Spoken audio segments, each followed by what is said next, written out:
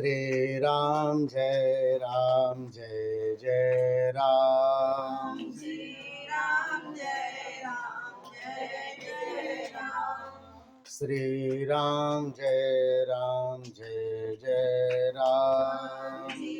राम जय जय राम। बोलिए श्री सीताराम नाम महाराज की। ओम श्री गणेशाय नमः। श्री हनुमते नमः। श्री सद्गुरु चरण कमलेभ्यो नमः। श्री सीतारामाभ्यां नमः। वक्रतुंड महाकाय कोटि सूर्य समप्रभा निर्विघ्नं कुरु मे देव सर्वकार्येषु सर्वदा। श्री सीतानाथ समारंभां श्री रामानंदार्य मध्यमाम् अस्मदाचार्य पर्यन्तां वन्दे गुरु परंपरां। वाञ्छा कल्पतरुभ्यश्च कृपा सिन्धुभ्येव च पतितानां पावनेभ्यो वैष्णवेभ्यो नमो नमः। श्रीरामं राम भक्तिं च राम भक्तांस्तथा गुरून् वाक्काय मनसा प्रेमणा प्रणमामि पुनः पुनः। यत्र यत्र रघुनाथ कीर्तनं तत्र तत्र कृतमस्तकाञ्जलिं बाष्पवारि परिपूर्णलोचनं मारुतिं नमत राक्षसान्तकम्। यं प्रव्रजन्तमनुपेतमपेतकृत्यं द्वैपायनो विरह कातराजुहाव पुत्रेति तन्मयतया तर्वोऽभिनेदुः तं सर्वभूतहृदयं मुनिमानतोऽस्मि। नारायणं नमस्कृत्य नरं चैव नरोत्तमं देवीं सरस्वतीं व्यासं ततो जयमुदीरयेत्। भक्त भक्ति भगवंत गुरु चतुनाम बपुएक इनके पद वंदन किए नाशे विघ्न अनेक। स्वामी मोहिन विसारिये लाख लोग मिल जाएं, हमसे तुमको बहुत है तुमसे हमको नाय। काहू के बल भजन है काहू के आचार, दास भरोसे कुंवर के सोबत पांव पसार। बोले वृंदावन बिहारी लाल की। श्रीमद् भागवत महापुराण की। श्रीमद् भागवत सप्ताह ज्ञान यज्ञ की।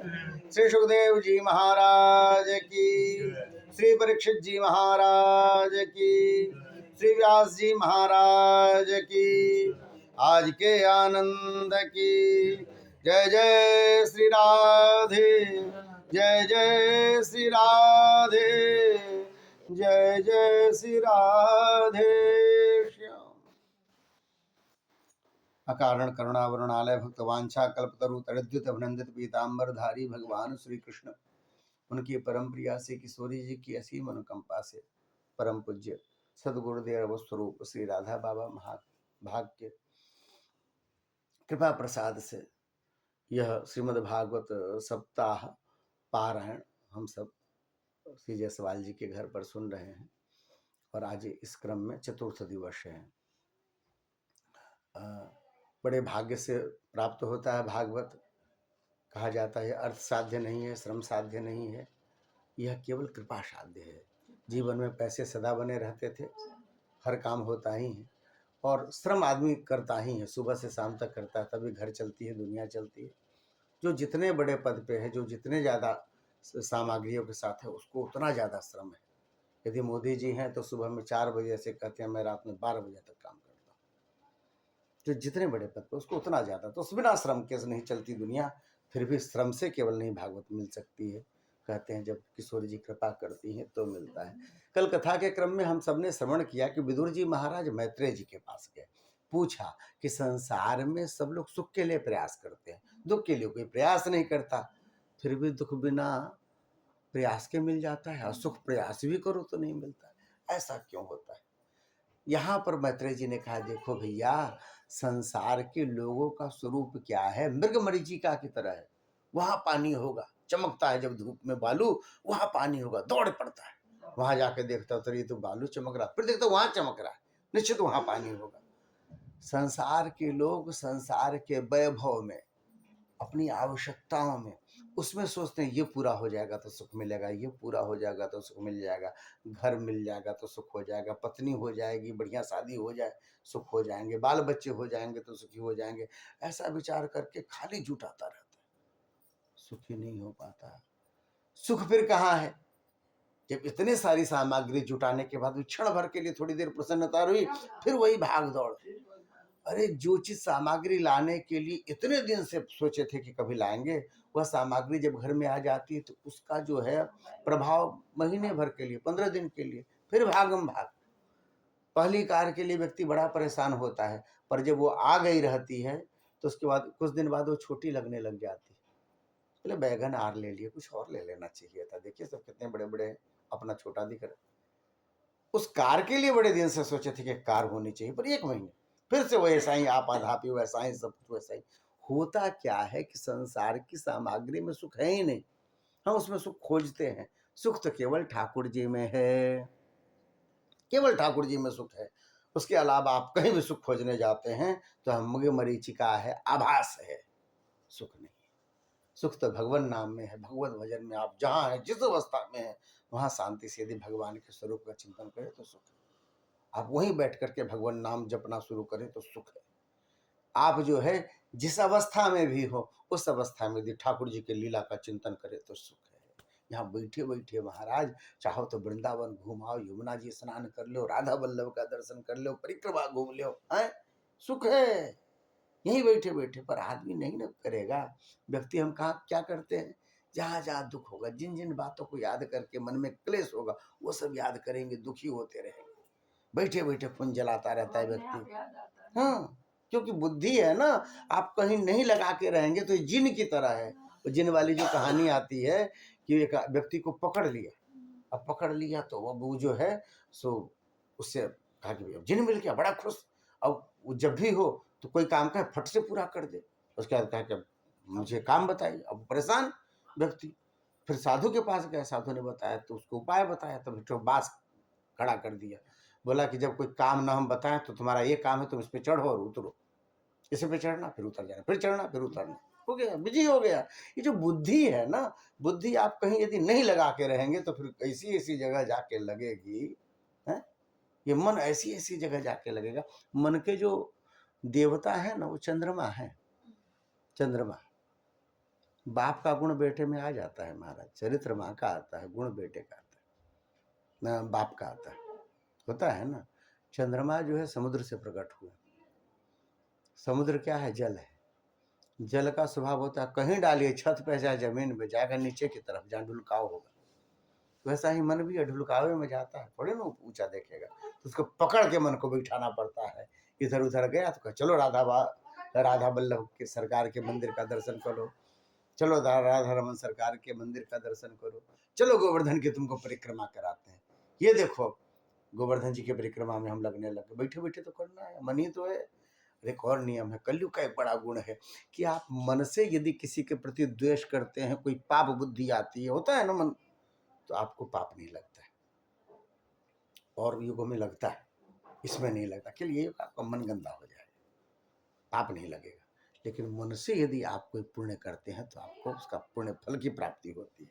मन ही से आप यहीं बैठे बैठे त्रिवेणी में जाके दो बार डुबकी मार लिए नाक बंद करके, तो उसका पुण्य की प्राप्ति आपको हो जाएगी।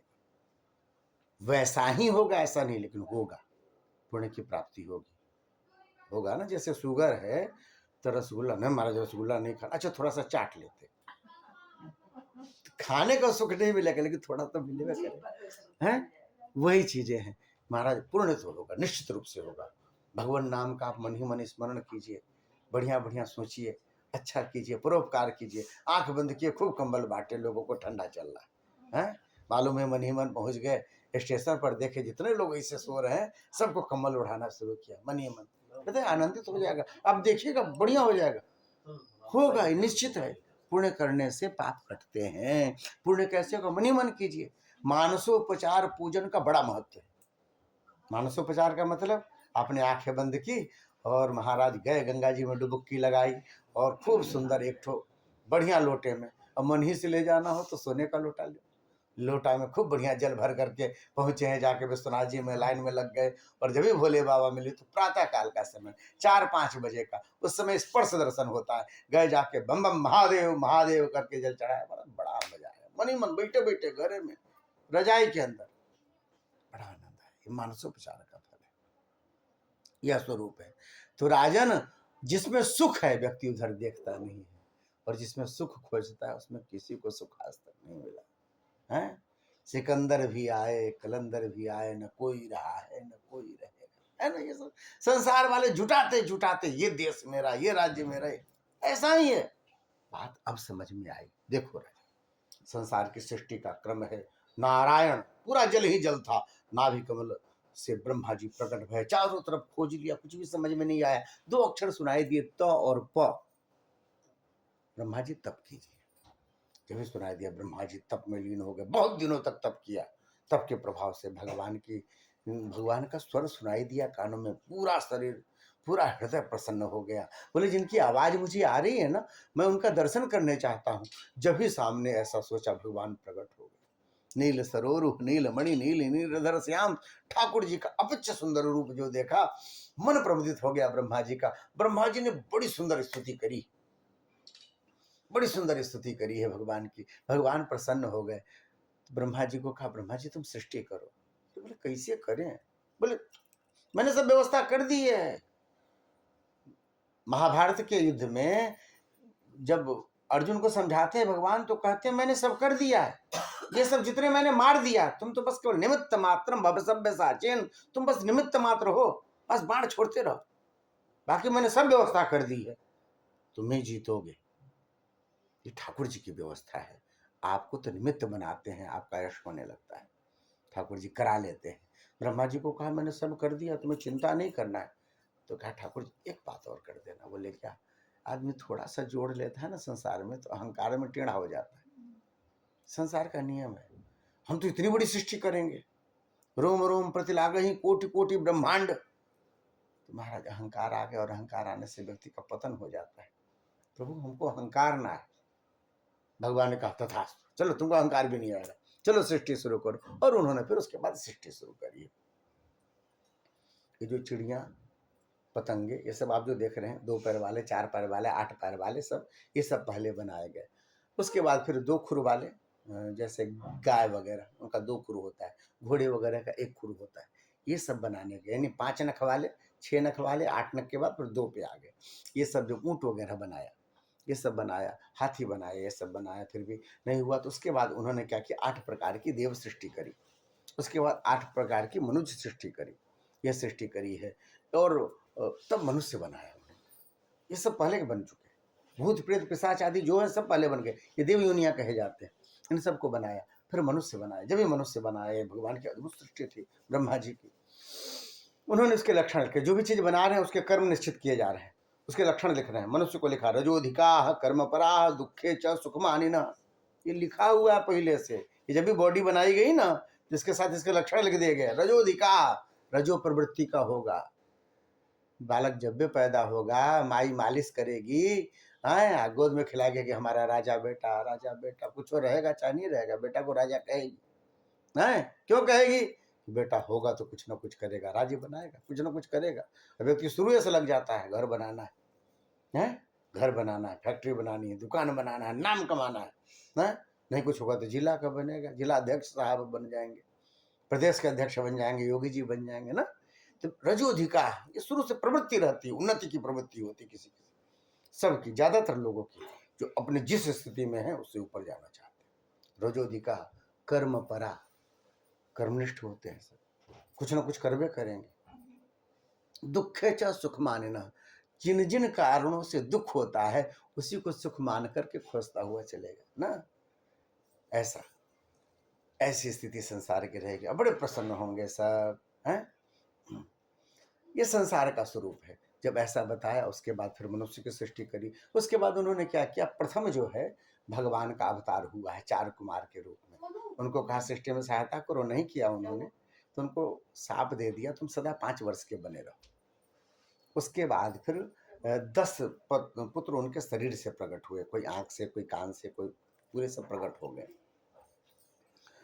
सब वशिष्ठ आदि जितने हैं, क्या कहते हैं, करदम आदि सब प्रकट हुए। अत्रि जी आंख से प्रकट हुए, हैं। इस तरह से सब 10 ऋषि प्रकट हुए। तब नारद जी प्रकट हुए, नारद जी देवर्षि नारद प्रकट हुए। अभी भी अब थोड़ा थोड़ा हो रहा है, सृष्टि विशाल बनानी है, शुरू ही नहीं हो पा रही है, बहुत प्रयास किया। तब उसके बाद जो है भगवान शिव प्रकट हुए, बीच भ्रुवा से प्रकट हुए। शिव जी जब भी देखे सब तो रोने लग गए, देखे पिताजी पर रोने लग गए। काहे रो रहे हो? बोले अभी अभी आपने शाप दे दिया उसको, चारों कुमारों को, छोटे बच्चे रह जाओ, यानी आपके मन से कोई नहीं करेगा, आप शाप दे देते हो। फिर हमारे मन का करो जो हम कहना चाहते हैं। तो हम क्या करें? बोले भैया करो। अच्छा देखो ये आप जो आपका स्वरूप 11 है और आपकी जो है आपका क्या कहते हैं सो और ये आपकी 11 पत्नियां हैं, ठीक है? ये आपकी पत्नियां हैं। अब इनसे आप ब्याह कर लीजिए और हमारी सृष्टि में सहायता कीजिए। उन्होंने कहा ठीक है। मन तो उनका भी नहीं था भोले बाबा कभी सृष्टि में सहायता करें, वो सोचते थे भजन करें, लेकिन अब मना कर देंगे तो साप आप दे देते हैं। ब्रह्मा जी का जब आप फोटो देखें बुढ़ाई वाला आता है तो वो जो है सब नाराज हो जाएंगे। तो उन्होंने कहा 2 तरीके होते हैं जो यदि आपको काम करने का न मन हो, तो या तो आप मना कर दीजिए या ऐसा कीजिए कि सामने ही वाला मना कर देना भैया तू रह जा, तो उसे नहीं हो बोला। वैसा उन्होंने वैसा ही किया। उन्होंने क्या किया कि जब इन्होंने बना अपना सृष्टि करना शुरू किया, भोले बाबा की सृष्टि, भूत प्रेत बैताल पिशाच, हाँ सब नर पिशाच ब्रह्म सब बनाना शुरू किया। अब ये सब बड़े बड़े भूत प्रेत, तो भूत प्रेत जी से जब निकल के घूमना शुरू किया तो जो हाथी सुबह में ब्रेकफास्ट में हाथी चबा गए, घोड़ा चबा गए, ऊंट चबा गए। अब धीरे धीरे यहाँ तो ब्रह्मा जी बेचारे परेशान हैं और फिर देख रहे हैं कि बाहर कुछ दिख ही नहीं रहा है, हुआ क्या? तब तक देखा कि भगवान शिव जो अपनी सृष्टि कर रहे हैं उनकी सृष्टि इन्हीं को चबाई जा रही है। तो बोलिए तो हमारा खत्म ही कर रहा है, हम इतनी मेहनत से बना रहे हैं, नाना प्रकार के जीव इनके भूत प्रेत चाप जा रहे हैं। भूत प्रेत का तो मुंह भी वैसा होता है। उन्होंने कहा भैया तुम रहने दो, तुमसे नहीं होने वाला है, बता तुम तो बिगाड़ने वाली सृष्टि कर रहे हो। ये तो चाहते थे। भोले बाबा फिर जो है ध्यान में लग गए ठाकुर जी के। अब उसके बाद उनके शरीर का चिंता में 2 भाग हो गया है। दोनों एक मनु और शत्रुपा, मनु शत्रुपा बने और वहां से कहा कि भैया ये आप पति हैं और ये पत्नी है, अब आपसे मैथुनी सृष्टि शुरू होगी, जैसे संसार का सृष्टि होता है वैसी सृष्टि शुरू हो गई। उन्होंने कहा कि आप पृथ्वी के पहले राजा होंगे। पृथ्वी कहाँ है? तो मालूम चला कि हिरण्याक्ष अपने माथे के नीचे तकिया लगा के सोया हुआ है। भगवान वाराह प्रकट हुए हैं तुरंत नासिका से और जा करके उन्होंने हिरण्याक्ष का वध किया। हजारों साल तक पहले उनसे लड़े, वध किया और वध करने के बाद पृथ्वी को छुड़ा के लाके उनको दे दिया। ये सृष्टि आगे चलने लग गई। यहीं पे कथा आती है कि भैया हिरण्याक्ष कौन था? तो हिरण्याक्ष और हिरण्यकशिपु जो है दीति के पुत्र थे। कैसे आए थे? एक बार सायंकाल के समय में उनके मन में पति के संग की इच्छा हुई, जाके कश्यप ऋषि को कहने लग गई। कश्यप ऋषि ने कहा देवी अभी सायंकाल का समय है, भगवान महादेव प्रदोष का समय चल रहा है, प्रदोष काल में भगवान शिव की पूजा की जाती है। महादेव अभी बैल पर बैठ करके निकलते हैं अपने प्रजा का दुख दर्द देखने के लिए। इस समय 4 काम नहीं करना चाहिए। क्या कहते हैं सो बच्चों को पढ़ना नहीं चाहिए, बच्चा मूर्ख हो जाता है। उस समय जो है सो क्या कहते हैं सोना नहीं चाहिए, आयु क्षीण हो जाती है। खाना नहीं चाहिए, व्यक्ति का जीवन जो है रोगी हो जाता है। और स्त्री संग नहीं करना चाहिए, घर में जो बालक आएगा वो राक्षस प्रवृत्ति का। नहीं मानी, बुद्धि वैसा था, कुछ कहानी होनी थी।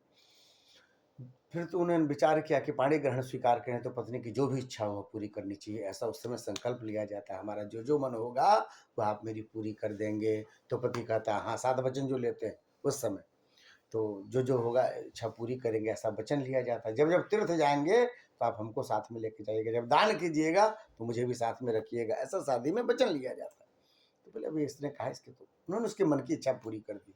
जब मन की इच्छा पूरी की, काम बुद्धि से उतरा, तब समझ में आ रही राम राम हमने तो बड़ी गलती कर दी, ये भोले बाबा अब क्या होगा? तो बोले देवी तुमने जैसा कर्म किया भयानक राक्षस होंगे तुम्हारे पेट से जो उत्पन्न होंगे। उसने रो करके भोले बाबा को मनाना शुरू किया, हे भोले बाबा अब हमारा क्या होगा? अब तो मुझसे बड़ी गलती हो गई, मुझे क्षमा करो प्रभु, मैं स्त्री हूँ, मूढ़ बुद्धि हूँ, मुझे कुछ समझ में नहीं आता है, मुझसे गलती हो गई। जब ऐसा कहा तो भोले बाबा आस्तोष है। कश्यप ऋषि ने कहा भोले बाबा ने तुम्हारी बात सुन ली है, बेटवा तो तुम्हारा राक्षस पक्का होगा और तुम्हारा जो पोता होगा ना उसको तीनों लोक में सबसे बड़े भक्त के रूप में लोग जानेंगे, उसका नाम रहेगा प्रहलाद। ऐसी बात बता दी। उसके बाद हिरण्यकशिपु हिरण्याक्ष गर्भ में आए, उन्होंने जन्मे नहीं दिया। पहले ताकत होता था उन लोगों को, 100 सालों तक जन्म ही नहीं दिया बालक, क्योंकि जानते हैं राक्षस है। बवाल हो गया पूरे सृष्टि में, गर्भ से ऐसी चमक आने लग गई जिससे स्वर्ग पूरा जो है परेशान होने लग गया। सब गए कौन है ये? तब मालूम चला भगवान के प्रिय जो जय विजय द्वारपाल हैं वो सनत कुमार के शाप से राक्षस बने। वही गर्भ में जब उन्होंने जन्म दिया तो जन्म देते ही 100 साल का बालक तो पेटे में था, तब बड़ा विशाल हो गया। उठा करके अपना जो गदा और पहुंचे, अब सबको खोजते फिरे कोई लड़े। और बाद में कहते हैं वही 12 भगवान से उसका युद्ध हुआ, हिरण्याक्ष मारा गया। इधर एक और कथा आती है, इसी के साथ साथ में चलती है। मनु शतरूपा जी के 5 बच्चे हुए, 3 बेटियां हुई, आकुति, देवहूति, प्रसूति, और 2 बेटे हुए, उत्तानपाद और प्रियव्रत। समझ रहे हो ना तुम हम बोल रहे हैं? तो 2 बेटे हुए, उत्तानपाद और प्रियव्रत। तो महाराज ये जो एक कर्दम ऋषि है, कर्दम ऋषि भगवान के परम भक्त है, बड़े प्रेमी हैं। वो तपस्या में रत थे बहुत दिनों से। बिंदु सरोवर, गुजरात में जाएंगे तो बिंदु सरोवर मिलता है, वहाँ तपस्या में रत थे। भगवान आके प्रकट हुए, कहा बाबा जी काहे हमको याद कर रहे हो, आप इतना आप तपस्या कर रहे हो नाम लेकर, बात क्या है? तो बोले प्रभु अब सब लोग कहते तो हैं तुम्हें माता च पिता तमेव, अब हमारे लिए तो माई बाप सब आप ही हो ना प्रभु। बच्चों के मन में कोई बात आएगी तो किसको कहेगा? माई बाप को कहेगा। हम अपना आपको सब कुछ आप ही को मानते हैं, तो मन में कोई बात भी होगी तो आप ही को ना कहेंगे। अरे भैया तो इतना घुमा के क्यों बोल रहे हो, सही बताओ क्या बात है, क्या मन में बात थी? बोले प्रभु हमको ब्याह करने का मन हो रहा है। भगवान कह इसके लिए हमको बताओ, बैकुंठ से बुला लिए, हमको इतनी तपस्या की है। बोले हाँ महाराज, बात ये है ना कि हम ध्यान में रहते हैं, पूजा पाठ में लगे रहते हैं, और घर का काम 2-4 ठो तो रहता है, कम से कम शरीर है, पेट है, भूख है, तो सोचते हैं कोई एक ठो आ जाती है ना गृहिणी, तो कम से कम वो हमारी कुटिया देख लेती, तो हम ठाकुर जी का अच्छे से सजावट श्रृंगार करते रहते। नहीं तो महाराज समय पे सब कुछ भोग राग चाहिए, थोड़ी दिक्कत होती, तो ब्याह करा दो हमारा।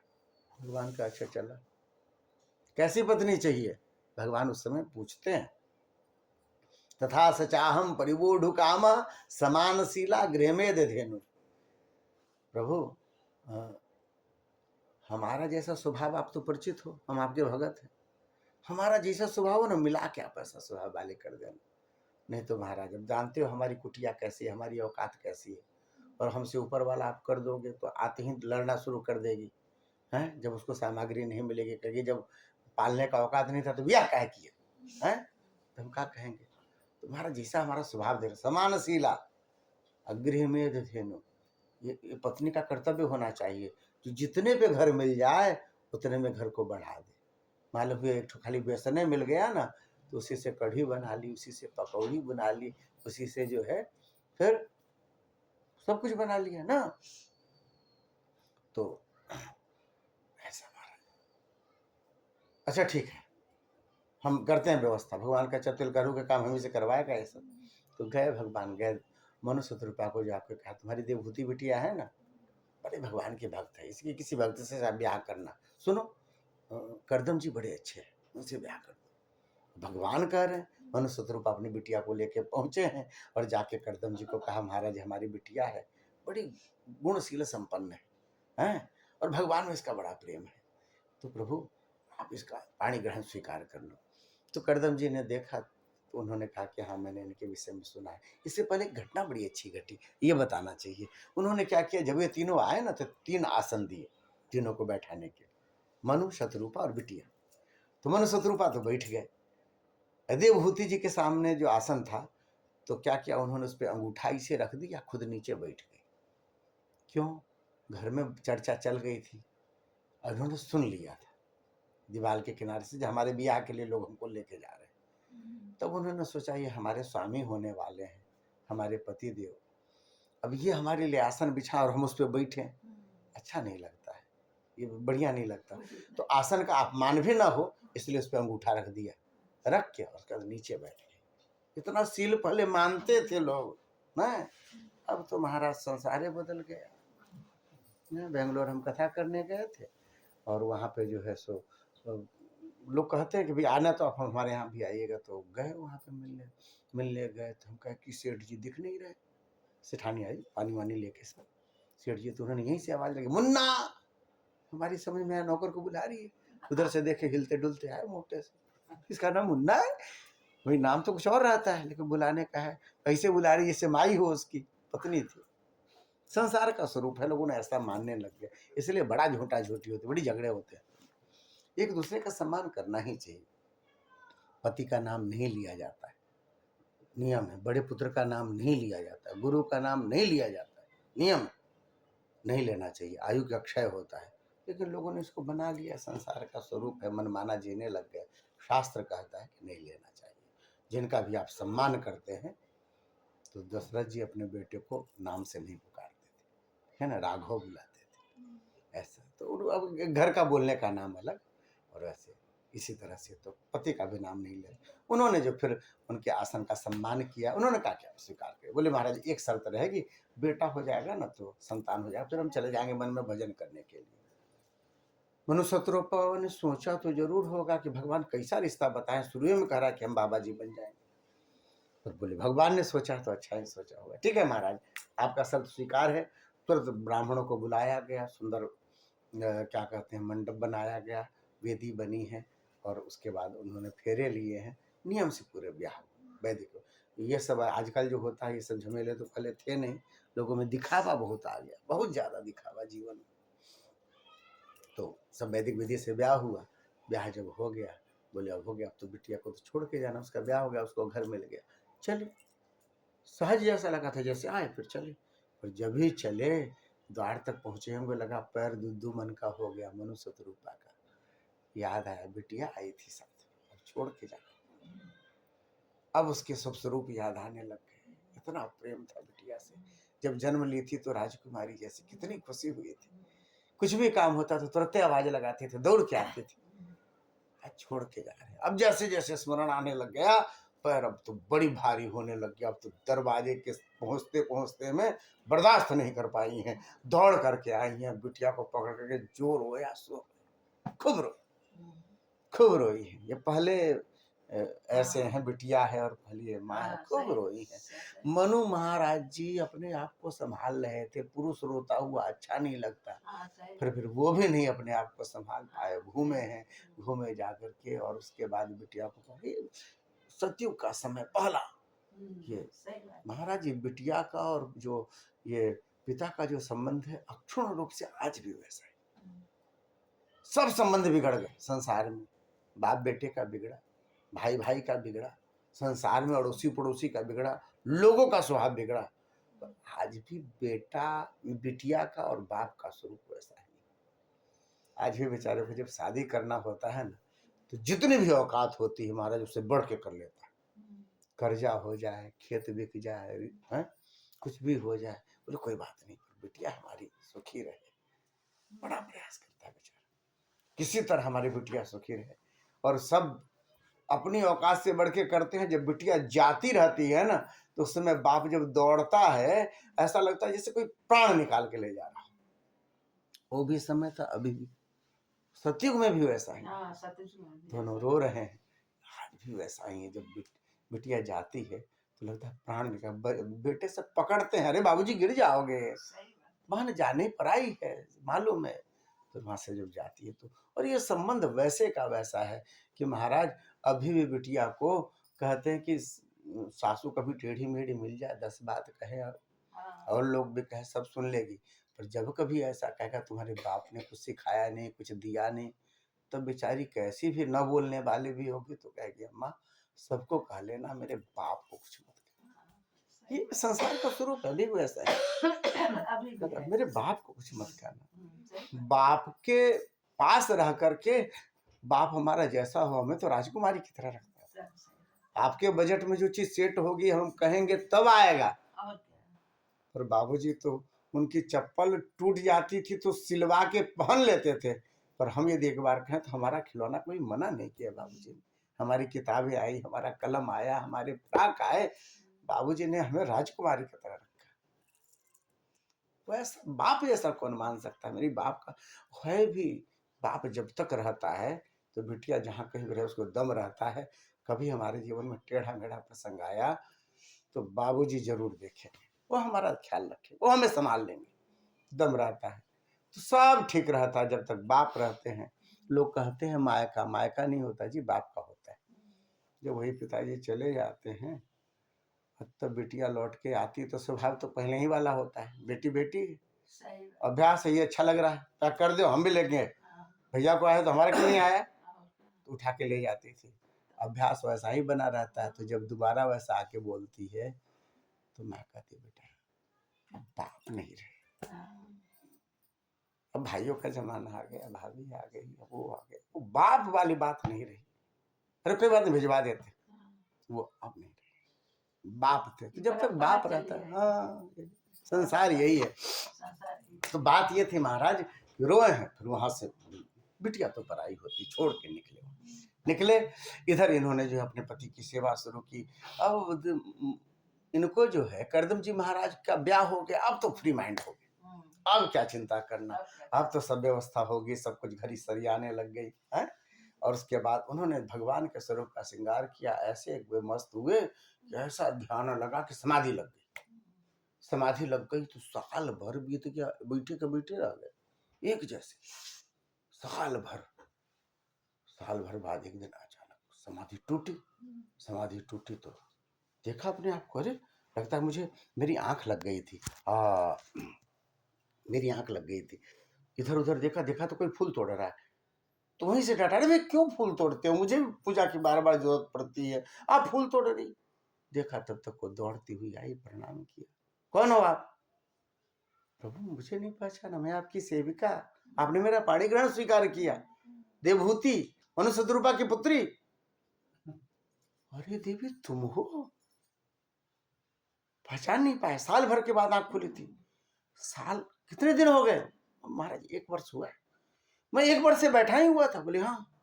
अरे मैंने तुम्हें कुछ बताया भी नहीं, कहाँ चावल है, कहाँ दाल है, कहाँ खाओगी, कहाँ पियोगी,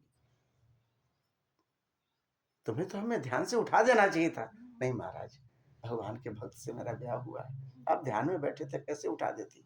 तुम्हें तो बड़ा कष्ट हुआ होगा देवी, भाई स्त्री जात कहाँ जाएगी, कमाने थोड़ी नहीं जाएगी। नहीं महाराज, कंदमूल फल ले आते थे, आपके ठाकुर जी को भी भोग लगाते और वही प्रसाद पा लेते थे, नहीं कोई दिक्कत हुई, हम तो सौभाग्यशाली हैं। उनके मन में बात आई, देखो तो राजा की बेटी थी, राजकुमारी थी, हैं? थोड़ा सा घी के लिए बोल क्यों दे, थोड़ा सा कम लगाओ, तो कहते अरे हमारे मायके में तो घी नालियों में बहता है, बताओ तो घी के लिए बोलने लगे हम। पर ये राजकुमारी है, बड़े घर की बेटी है, इसको चलाना आता है। इसने कहा नहीं महाराज भाई, मैं बताता हूँ, जिनके मैं ध्यान में बैठा था भगवान सर्वसमर्थ है देवी, ये तो तुमने तपस्या करी है, नहीं तो अपने भक्त को क्या नहीं दे सकते। मैं तुम्हें दिखाता हूँ। आंखें बंद की, भगवान का ध्यान किया और उसी समय विशाल विमान प्रकट हो गया, बड़ा विशाल विमान, जिसमें 100 जो है स्विमिंग पूल है, 100 बड़े बड़े महल हैं, 1000 दासियां हैं, और 1000 दासियां हैं। उन लोगों ने सबने मिलकर के तुरंत उनको स्नान कराया, उसमें सरोवर में, उसी में विमान में, और विमान उड़ने लग गया। स्नान कराया, जब भी उसमें से निकले हैं ऐसा लगता है दोनों 16-16 वर्ष के हो गए। अब महाराज सब सेवा में लग गए, उनके विमान उड़ रहा है, उसी में विहार कर रहे हैं, धीरे धीरे धीरे बहुत दिनों तक। ये भगवान की ये माया। परीक्षित कहते महाराज ऐसी व्यवस्था, अरे क्या जानते हो महाराज, हमारे ठाकुर बड़े कृपालु हैं, राजा सब देख करके चौंक जाएं, ऐसी व्यवस्था होती है साधु महात्मा की। बताते जितनी संपत्ति घरों में नहीं होती, उससे ज्यादा पद्मनाभ मंदिर में रखा हुआ है, नहीं इतनी संपत्ति परमात्मा देने में समर्थ है, देते हैं। ये तो भगवान के भगत मांगते नहीं है, वो कहते हैं ठाकुर जी बस आप चाहिए, हमको नहीं चाहिए। नहीं तो लक्ष्मी जी तो उनके चरणों में बैठी रहती है हर समय, अपने भगत को कभी कमजोर रखेंगे वो? ये सब चाहते रहते ना प्रभु ऐसा कुछ मत दो, हम फंस जाएंगे, हमें तो बस भजन करना है। 9 बेटियां हुई, अब सोचिए इतने दिन तक 9 बेटियां हो गई। अब उनको ध्यान आया कि हम तो एक बेटे की बात किए थे, यहाँ तो 9 संतान हो गए, हम तो भजन करने के लिए चले थे, यहाँ तो आनंद से हैं, ऐसे हाथ करते हैं तो तुरंत हाथ में सामग्री आती है, कोई पंखा जल रहा है, कोई चवड़ जल रहा है, पूरे नौकरों की फौज है, इतना सुख, अब विमान उड़ रहा है, आनंद ही आनंद में। तब उन्होंने कहा देवी अब तुम बेटियों को पालो अपने बच्चों के साथ, और हम जा रहे हैं भजन करने के लिए। अरे हम सुख में भूल गए भगवान को, हम जा रहे हैं। उसने चरण पकड़ लिए, बड़े प्रभु ऐसा ना करो, 9 बेटियों को लेकर मैं कहाँ जाऊंगी, मैं औरत जात है, कहाँ जाऊंगी, बेटा तो कम से कम एक होना चाहिए ना, आपने बेटा के लिए कहा था, जब बेटा होगा तो हम चले जाएंगे, बेटा कहाँ हुआ? अब समझ में आया, कहते हैं कपिल भगवान फिर जो है गर्भ में आए हैं, इनके भगवान है ये, और समय अनुसार कपिल भगवान का जन्म हुआ। ये बेटा है, 9 बेटी और 1 बेटा। उनका जब ही जन्म हुआ तो सब आए, ब्रह्मा जी वगैरह आए, अपने बेटों के साथ है। उनके 9 बेटों से इनकी 9 बेटियों का ब्याह हो गया। ब्याह हो गया, बिटिया सब अपने अपने घर चली गई। करदम जी बोले अब तो हो गया ना, बेटा भी हो गया, अभी भी हमारा भजन रोकोगी तुम? यहाँ हम बैठेंगे तो कितना भी सुख में आदमी भजन थोड़ी ना कर सकता, एकांत चाहिए, हम नहीं रहेंगे यहाँ। बोले अब जाओ महाराज, हम अपने बेटवा का मुंह देख के जी लेंगे, जा, हम आपको भजन में डिस्टर्ब नहीं करेंगे। और करदम जी चले गए। कपिल भगवान को पाली पोसी बड़े हो गए, एक बार जाकर के बैठ चरणों में बैठी है और बोली है कि मेरा मन अशांत रहता है, भगवान में लगे, इसलिए मुझे क्या करना चाहिए? तो उन्होंने कहा माँ सत्संग करो।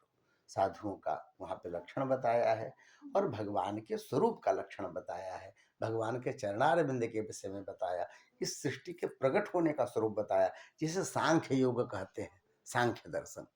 उन्होंने वहाँ पे बड़ा सुंदर वर्णन किया, जीव की गति का वर्णन किया और यह क्रम पूरा होता है। बोले भक्तवत्सल भगवान की।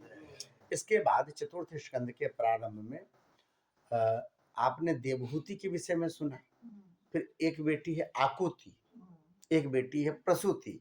आकुति का रुचि प्रजापति से ब्याह हुआ और उनसे जो है भगवान यज्ञ के रूप में प्रकट हुए। सोता तोषः प्रतोषः संतोषः, और यज्ञ भगवान का दक्षिणा से ब्याह हुआ है, जिससे ये सब धर्म के जो अवतार हैं, तोष प्रतोष संतोष, ये जो आनंद के लक्षण कहे गए, ये सब जो है धर्म से प्रकट हुआ था। यह कथा आती है। प्रसूति का ब्याह हुआ था दक्ष प्रजापति से, जिनके संतान से पूरा संसार भर गया। एक एक बार में इनको 10-10 हजार बेटे होते थे, हरियस्व सबलस्व, संतान भर गया। इन्हीं की 60 कन्या थी, 60 कन्या में एक सती जी थी, और सती जी का जो है सो ब्याह भगवान शिव से हुआ था। एक बार भगवान जब प्रजापति बनाया गया दक्ष, वहाँ पर सब उनके स्वागत में खड़े थे। भगवान भोलेनाथ ने देखा बड़ा इंतजार करावत हुआ, तो बैठ गए ध्यान में, और ध्यान में बैठ गए, अचानक दक्ष आ गए, पता ही नहीं चला। उन्होंने देखा सब तो स्वागत में खड़े हैं माला लेके, यही बैठे हुए हैं, जबकि हमारे ससुर लगते हैं, बताओ हमारी इज्जत ही नहीं कर रहा है। उन्होंने उनको भला बुरा कहना शुरू किया। तो गलत हम कह रहे, ससुर नहीं, हमारे दामाद लगते हैं, मैं इनका ससुर लगता हूँ, कम से कम इन्हें तो खड़ा होना चाहिए था। इन्होंने जो है भला बुरा कहना शुरू किया। लोगों ने कहा महाराज इनको क्यों भला बुरा कह रहे हो, तो आपके दामाद लगते हैं। तो बोले अरे क्या कहे, ब्रह्मा जी के कहने पर मेरी मति मारी गई थी, नहीं तो मेरी बेटी कितने सुंदर है, बता, इस बंदर जैसे आंख वाले से मैं इसका ब्याह कर देता। अब तो बड़ा खराब लगा लोगों को, भगवान तो कर्पूर गौरम करुणा अवतारम, इतने सुंदर हैं, इनको बंदर जैसी आंखों वाला कहा। उसी समय को उनका भगवान का गण खड़ा हो गया। बोले दक्ष तुमने जिस मुख से हमारे भोले बाबा की बुराई की है, ये तुम्हारा मुख नष्ट हो जाएगा। साफ दे दिया। ब्राह्मणों ने कहा अरे ये क्या हो गया भाई, अब ससुर और दामाद आपस में झगड़े कर रहे, बात कर रहे, तुम क्यों बोले बीच में? उन्होंने कहा जाओ, आज के बाद जितने भी भगवान शिव के जो गण होंगे, सब जितने भी होंगे सब लंपट हो जाएंगे। लो महाराज एक दूसरे को बोलने लग गए। दूसरा वाला गण खड़ा हुआ, बोले तुम क्यों बोले, इसने बोल दिया था तो गलती किया था, तुम्हें तो नहीं बोलना चाहिए था ना, आज के बाद जो भी ब्राह्मण होगा सब दरिद्र हो जाएंगे। लो एक दूसरे को बोलने लग गए, सब साफी शुरू हो गई। भगवान शिव वहां से उठ के चल दिए, तो बड़ा झगड़ा मच गया भाई, दोनों ने एक दूसरे को साफ दे दिया। तो आप देखते हैं भगवान शिव के जो भगत होते हैं कुछ अजीबे लगते रहते हैं सब ना। वो जो है फिर वहां से भगवान शिव गए, दक्ष के मन में बड़ी ग्लानि, उसने विशाल बाज पे यज्ञ कनखल में निषेध किया, सबको बुलाया, शिव को नहीं बुलाया। सती जी को ज्ञात हुआ है भगवान शिव की समाधि टूटी है।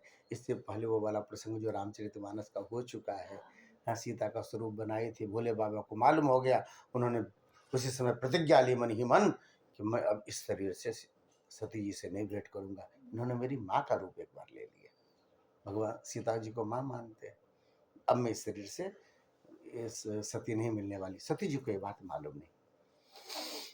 सती जी ने फिर कहा है कि महाराज आपके ससुर के यहाँ यज्ञ हो रहा है, बड़ा मनाया, भगवान शिव माने नहीं। सती जी अकेले गई, वहां जाकर के शिव का अपमान देखा, बर्दाश्त नहीं कर पाई, और वहीं योग अग्नि में अपने शरीर को समाप्त कर लिया। भगवान शिव को पता चला है, वीरभद्र को उन्होंने एक बाल से तोड़ा, पटका है, वीरभद्र प्रकट हो गए। बोले महादेव क्या आज्ञा है? बोले जाकर के उस यज्ञ को नष्ट कर दो जो किसी के अपमान करने के लिए किया जा रहा हो।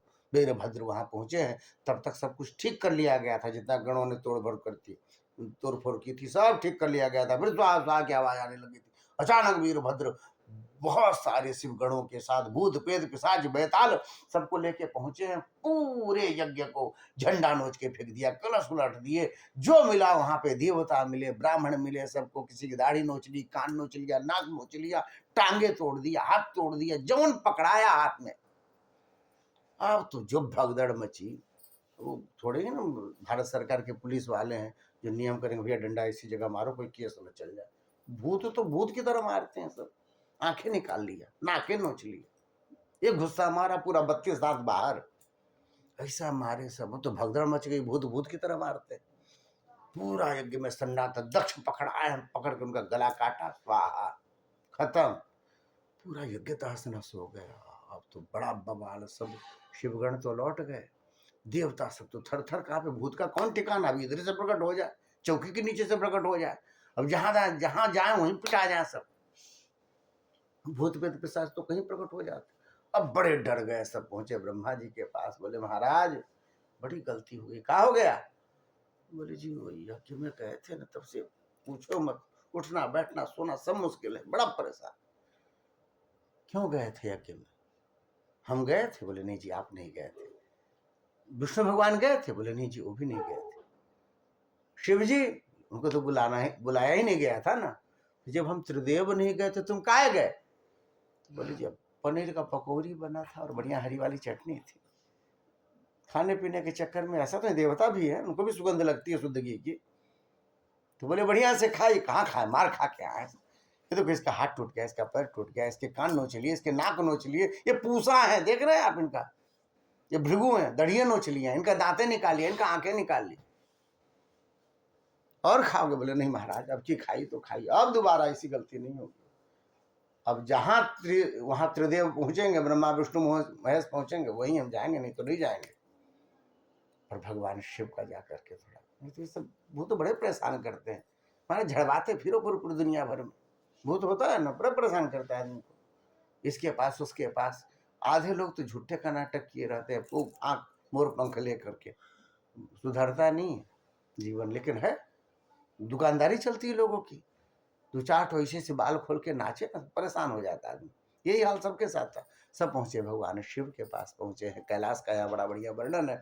वहां जाकर के सबने प्रार्थना करी एक लाइन से। भगवान शिव कहते हैं नागम प्रजेश बालानाम वर्णे नानु चिंता। अरे कोई बात नहीं, चलता है। अरे हम बाबा कहे जाते हैं भाई, बच्चों की बदमाशी पे बाबा दादा ये लोग थोड़ी ना नाराज होते हैं। हो गया खत्म करो मामला। तो बोले महाराज ऐसा करो, फिर सबको ठीक कर दो। सबकी व्यवस्था बना दी उन्होंने, जिसका हाथ टूटा, पैर टूटा, नाक टूटा, सब व्यवस्था सब ठीक कर दी। बोले महाराज यज्ञ पूरा करवाओ, यज्ञ अधूरा अच्छा नहीं माना जाता समाज के लिए, नाना प्रकार के फिर उपद्रव शुरू हो जाएंगे, यज्ञ पूरा होना चाहिए। अब कैसे यज्ञ पूरा हो? जो जजमान है उसी का गला काट करके डाल दिया। तब उन्होंने एक बकरा का सिर जो वहाँ बलि के लिए था, उसका सिर जाके उसमें लगाया। भगवान भोलेनाथ ने तुरंत उठ करके खड़े हो गए, आंखों से अश्रुधारा गिरने लग गई। बड़ी सुंदर स्तुति करी है कि हे प्रभु आपने बहुत सुंदर कृपा करी, भूयान अनुग्रह ओ भवता कृतों में आपने बड़ा अनुग्रह किया कि मेरा गला काट दिया। ऐसा कौन प्रार्थना करता है? कोई करता है ऐसा? आपने गला काट दिया, थैंक यू। कोई गला काट, बोले हाँ हाँ आपने बड़ी कृपा की जो आपने हमारा सिर काट दी। क्यों? बोले महाराज सिर अहंकार का प्रतीक होता है, घमंड का, आदमी तन के चलता है। आपने हमारा अहंकार समाप्त कर दिया, मैं अपने को सबसे बड़ा मानने लग गया था, आपने बड़ी कृपा करी भोलेनाथ। अब अहंकार समाप्त हो गया। तो ये विनम्र सेवक आपका दक्ष अब आपके सामने है। उन्होंने यज्ञ पूरा करवाया। जब भी यज्ञ की पूर्णाहुति दी गई, भगवान विष्णु प्रकट हो गए हैं। सबने मिलकर के खूब स्तुति करी भगवान विष्णु की, और तब से निश्चित हो गया यज्ञ में जो भी शेष बचेगा ना, वो भगवान शिव का होगा। जो भी शेष बच जाए यज्ञ पूजा पाठ में, वह जो है भगवान शिव का अंश हो जाता है। बहुत लोग क्या करते हैं, गुठियाने लग जाते हैं, नहीं दे देना चाहिए, नहीं तो ब्राह्मण को दे दो, नहीं तो आप इतना ही निकालो जितना आपके काम आए ना, ऐसा होता है। तो इस तरह से नियम कर दिए गए, फिर वो सब हुआ। आगे में कथा आती है ध्रुव जी महाराज की। मनु शतरूपा के बेटे हैं उत्तानपाद, उनकी दो पत्नियां हैं, सुरुचि और सुनीति। सुरुचि के पुत्र हैं उत्तम, सुनीति के पुत्र हैं ध्रुव। उत्तानपाद का अर्थ कहते हैं ऊर्ध्व पादौ यस्य, जिसका पैर ऊपर है सिर नीचे। ऐसा कोई होता है? सब संसार में ऐसे ही होता है। उल्टे बुद्धि वाले लोग। जो चीज़ आपके लिए ठीक है वह नहीं करेंगे, जो आपको अच्छा लगता है वह करेंगे। हैं? लोग कहते हैं कि महाराज आपको जो है नियम से रहना चाहिए, ब्राह्म मुहूर्त में उठना चाहिए, हैं? बैठ के ठाकुर जी की पूजा करना चाहिए। उसी समय सबसे अच्छी नींद आती है ना, उसी समय सबसे अच्छी नींद आती है। जो चीज़ आपको खराबी करेगा, मना करेंगे लोग, महाराज जी आपको नुकसान करेगा, आपको ये मैदा वाली चीज़ें ये ना खाएं, तब वो बर्गर खाएंगे बच्चे, मोमो खाएंगे, जलेबी खाएंगे ना। ये सब चीज़ कहीं शरीर के लिए फायदेमंद नहीं है, नुकसान है, पर जीवा को बड़ी अच्छी लगती है। जो जो चीज़ मना किया जाता है, यदि आप ऐसा करते हैं तो क्या है, आप उत्तानपाद हैं, जो उल्टा सोचता है।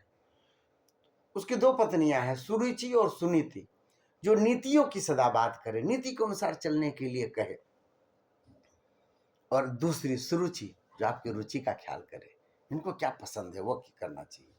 तो लोग किसको पसंद करेगा, जो रुचि के अनुसार करे।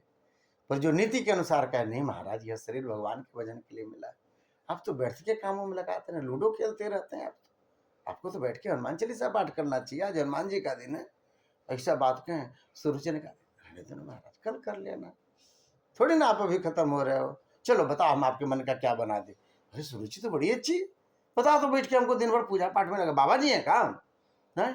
ऐसा होने लग गया तो सुनीति का अनादर होने लग गया, उनको महल से निकाल दिया तो झोपड़ी बना के रहती है। एक बार दोनों बच्चे खेलते हुए आए और आकर अपने पिताजी को गोद में बैठने के लिए चाह रहे थे।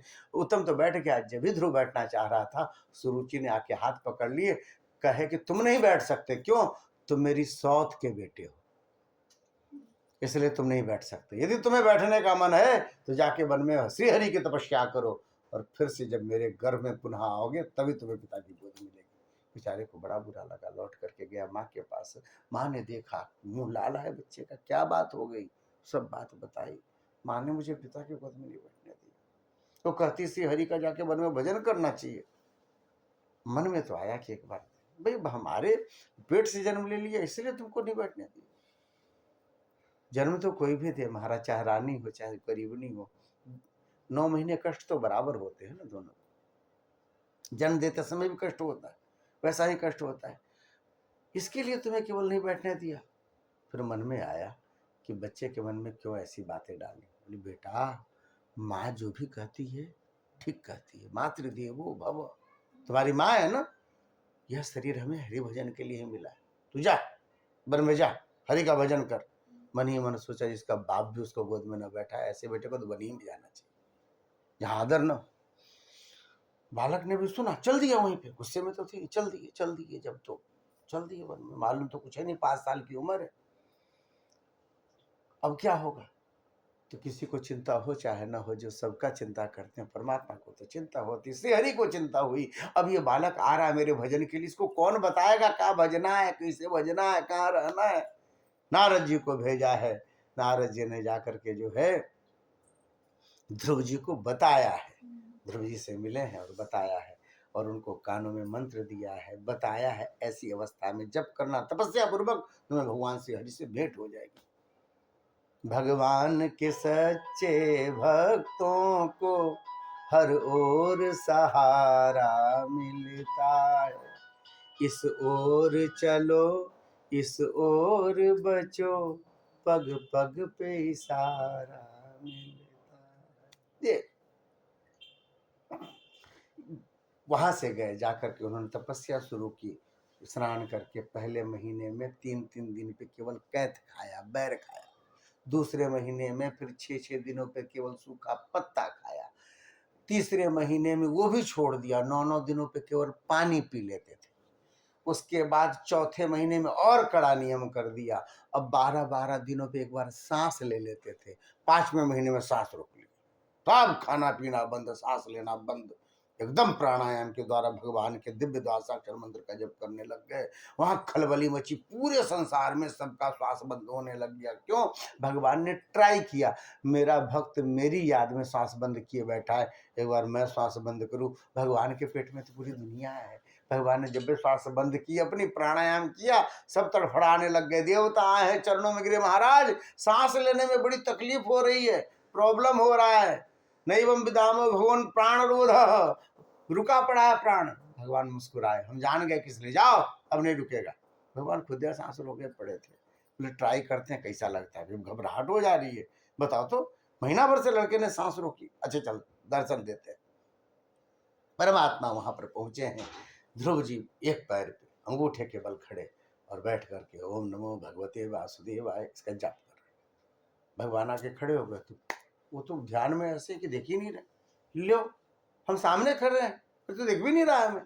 अचानक ध्यान आया, उनके हृदय में जो धारणा थी भगवान की छवि की, भगवान ने उसे लोप कर दिया। जब भी लोप किया, अरे ठाकुर जी की छवि कहाँ गई? हृदय में ध्यान कर रहे थे, आंख खुली, सामने देखा जो हृदय में थे वो तो सामने खड़े, वही ठाकुर जी, वही सांवले सवले, वही घुंघराली बाल वाले, वही पीताम्बर धारण किए हुए।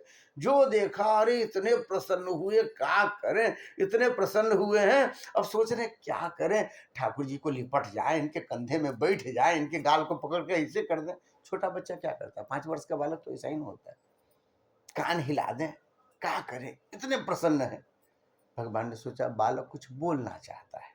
उन्होंने अपना शंख उठाया, उनके गाल में लगा दिया, बड़ी सुंदर स्तुति करी उन्हें, बैखरी वाणी प्रकट हो गई। नहीं तो बालक कहाँ से बोलता। बैखरी वाणी प्रकट हो गई, बड़ी सुंदर स्तुति उन्होंने की है। योऽन्तः प्रविश्य मम वाचमिमां प्रसुप्तां संजीवयत्यखिल शक्तिधरः सुधाम्ना अन्याश्च हस्तचरण श्रवणत्वगादीन् प्राणान् नमो भगवते पुरुषाय तुभ्यम। हे प्रभु, इस रोम रोम में, इस पूरे शरीर के नसों में, चमड़ी में, हड्डी में, इस पूरे शरीर में प्राण के रूप में आप ही हो प्रभु। सब जगह है ठाकुर। अचानक अंगुली जो है न हिले तो आपके शरीर में लगी ही हुई है। बोले महाराज ये टर्न नहीं हो रही है। मतलब ठाकुर जी इसमें से विदा हो गए, पूरे शरीर में है ठाकुर जी। जहां से थोड़े विदा हुए वो चीज काम नहीं करेगी ना। तो बोले महाराज इस पूरे शरीर में जो प्राण के रूप में विराजमान है वह प्रभु मेरे आंखों के सामने आए हैं और उन्होंने ही मुझसे, मेरे मुख से यह बैखरी वाणी प्रकट कर दी है। ठाकुर जी ही तो कर रहे, बैखरी वाणी प्रकट कर दी है। मैं इनके चरणों में बारंबार प्रणाम करता हूँ। बड़ी सुंदर स्तुति करी। भगवान मुस्कुराने लगे, कह ध्रुव कुछ कुछ मांग लो। बोले नहीं कुछ नहीं चाहिए महाराज, नहीं कुछ मांग। अच्छा सुनो, अभी तुम जाओगे ना तो पिताजी के गोद के लिए तुम्हारे मन में इच्छा थी ना कि पिताजी हमें गोद में, तुम जाओगे तो पिताजी गोद में क्या कंधे पे बिठाएंगे, अपना राज्य दे देंगे, 36,000 वर्ष तक तुम राज करोगे। उसके बाद भी मेरे दर्शन का फल समाप्त नहीं होता।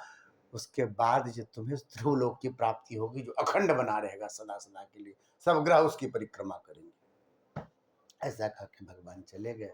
ध्रुव जी लौटे हैं, वही हुआ है। नारद जी से खबर मिली थी उत्तानपाद को, तोरण द्वार बने हुए, पूरा नगर सजा के रखा, रंगोलियां बनी हुई है। जब ही पहुंचे हैं महाराज, जोर से जय जयकार हुई, बोले ध्रुव जी महाराज की जय। गोद में लेकर के घूमे हैं, कह के धन्य हो गया तुम्हारे जैसे बेटे को पा करके।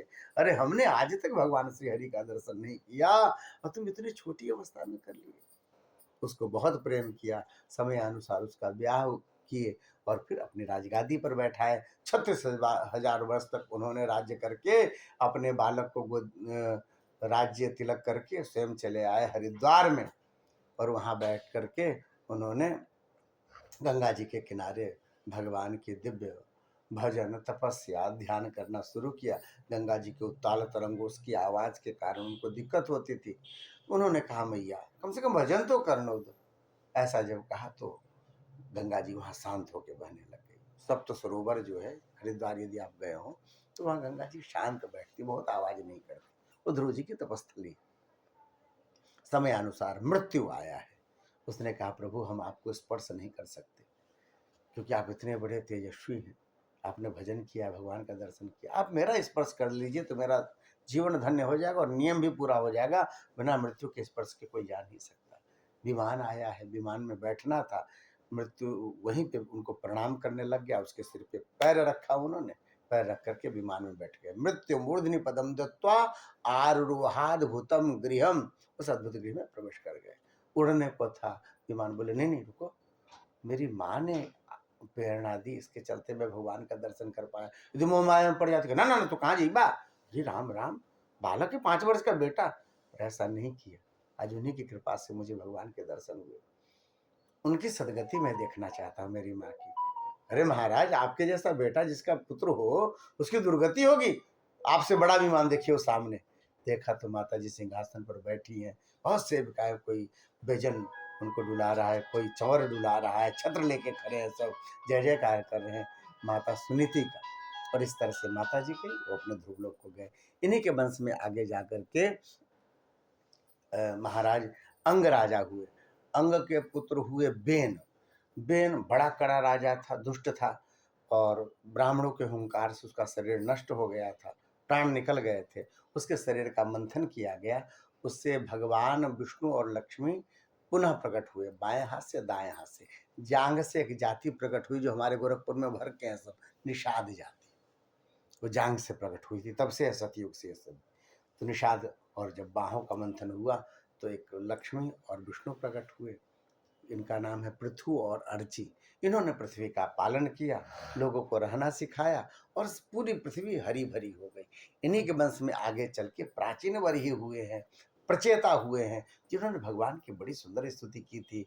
और नारद जी ने उनको पुरंजन और पुरंजनी की बड़ी सुंदर कथा कही और कहा, सुनो, शास्त्रों को अपने मन से अर्थ नहीं लगाना चाहिए, जैसा लोग मनुस्मृति का अपने मन से अर्थ लगा लेते हैं और जलाते फिरते।